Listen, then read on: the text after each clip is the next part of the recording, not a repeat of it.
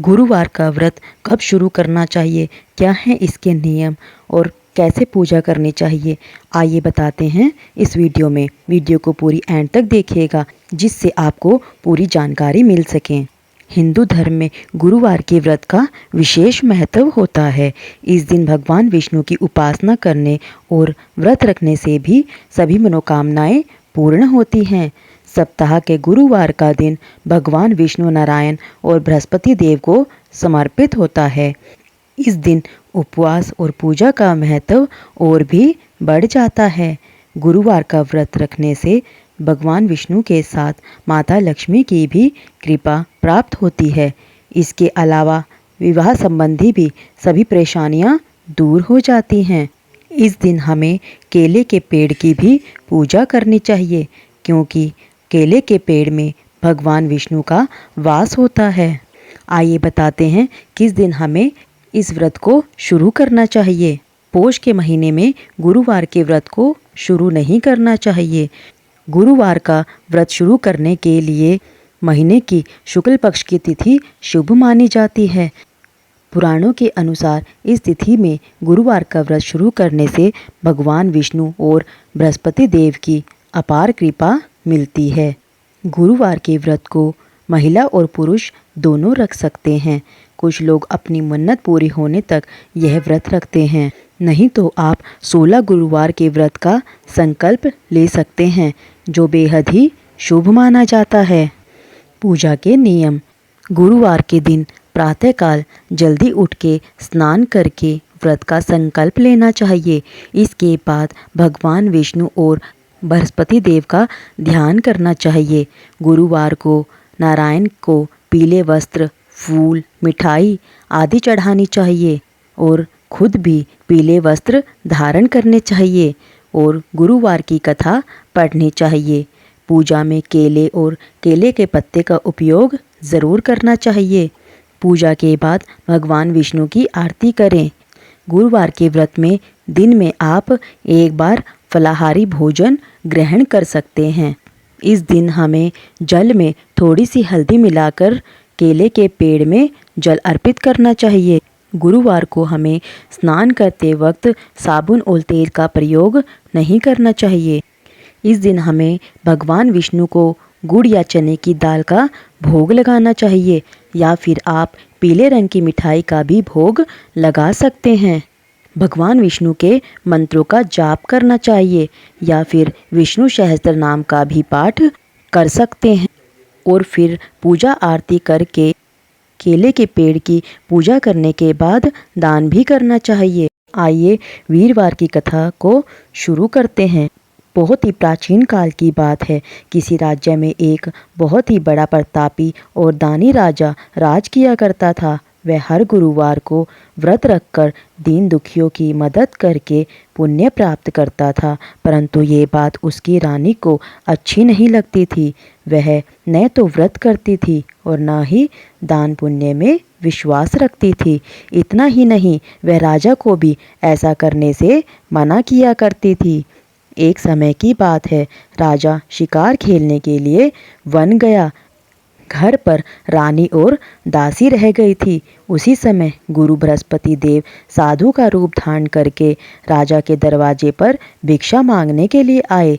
साधु ने जब रानी से भिक्षा मांगी तो वह कहने लगी कि हे साधु महाराज, मैं इस दान और पुण्य से तंग आ गई हूँ। आप कोई ऐसा उपाय बताएं जिससे कि सारा धन नष्ट हो जाए और मैं आराम से रह सकूं। इतना सुनकर बृहस्पति देव ने कहा, हे देवी, तुम तो बड़ी ही विचित्र हो। संतान और धन से कोई दुखी होता है? अगर धन इतना ही अधिक है तो इसे शुभ कार्य में लगाओ।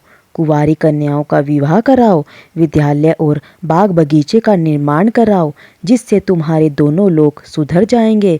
परंतु साधु की इन बातों से रानी को खुशी नहीं हुई। उसने कहा कि मुझे ऐसे धन की आवश्यकता ही नहीं जिसे मैं दान दूं और जिसे संभालने में मेरा सारा समय नष्ट हो जाए।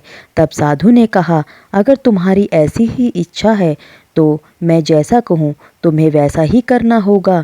गुरुवार के दिन तुम घर को गोबर से लीपना और अपने बालों को पीली मिट्टी से धोना।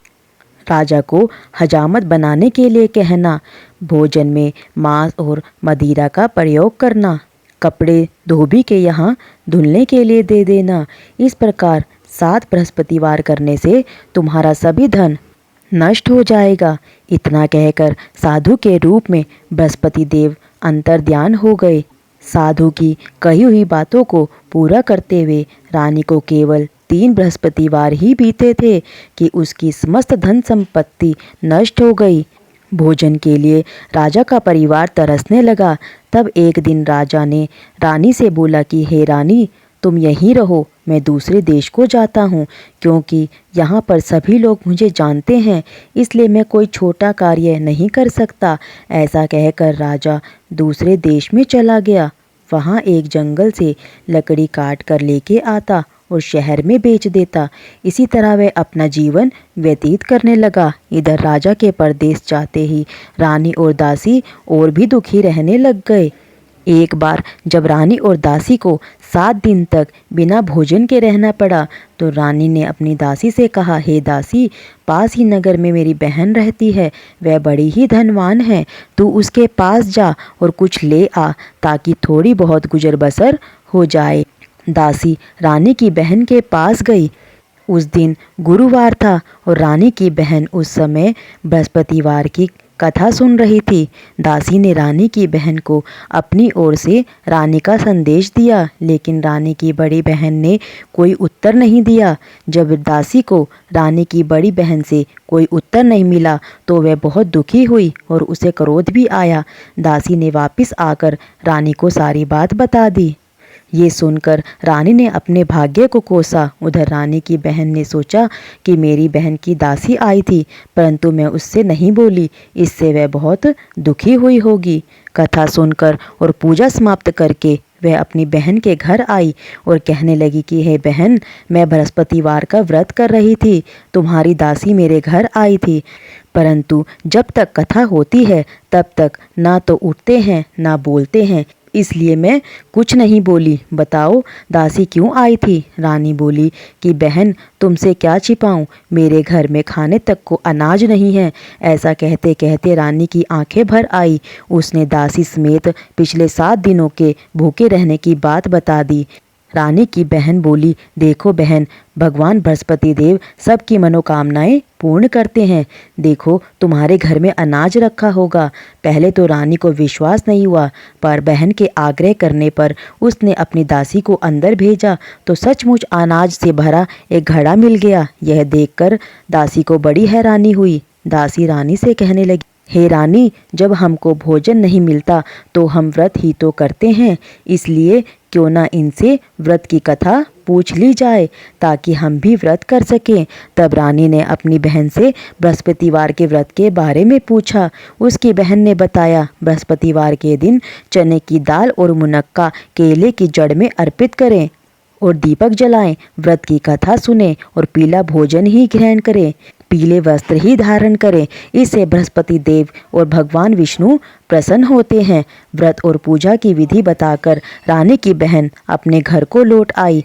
7 दिन के बाद जब गुरुवार आया तो रानी और दासी ने व्रत रखा। वह गुड़साल में जाकर चना और गुड़ ले आई, फिर उससे केले की जड़ और भगवान विष्णु की पूजा की।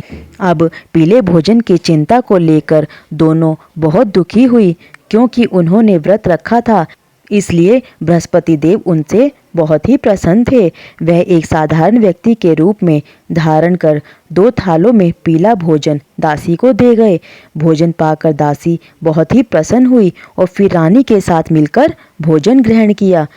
उसके बाद वह सभी गुरुवार को व्रत और पूजा करने लगी। बृहस्पति देव की कृपा से उनके पास फिर से धन संपत्ति आ गई, परंतु रानी पहले की तरह आलस करने लगी। तब दासी बोली कि देखो रानी, पहले भी तुम इस प्रकार आलस करती थी, तुम्हें धन रखने में कष्ट होता था, इस प्रकार सभी धन नष्ट हो गया। अब जब बृहस्पति देव की कृपा से फिर से धन मिला है तो तुम्हें फिर से आलस होने लगा। रानी को समझाते हुए दासी ने कहा कि बड़ी मुसीबतों के बाद हमने यह धन पाया है, इसलिए हमें दान पुण्य करना चाहिए, भूखों को भोजन कराना चाहिए और धन को शुभ कार्य में खर्च करना चाहिए। इससे तुम्हारे कुल का यश बढ़ेगा, स्वर्ग की प्राप्ति होगी और पितृ भी प्रसन्न होंगे। दासी की बात मानकर रानी ने अपना सब धन शुभ कार्यों में खर्च करने लगी। इससे पूरे नगर में उसका यश बढ़ने लगा। बृहस्पतिवार की कथा के बाद श्रद्धा के साथ आरती करनी चाहिए। इसके बाद प्रसाद बांटकर उसको ग्रहण करना चाहिए। ओम नमो भगवते वासुदेवाय नमः। जय हो बृहस्पतिवार महाराज की जय। अगर आपको वीडियो अच्छी लगी हो तो लाइक शेयर एंड कमेंट ज़रूर करिएगा। धन्यवाद।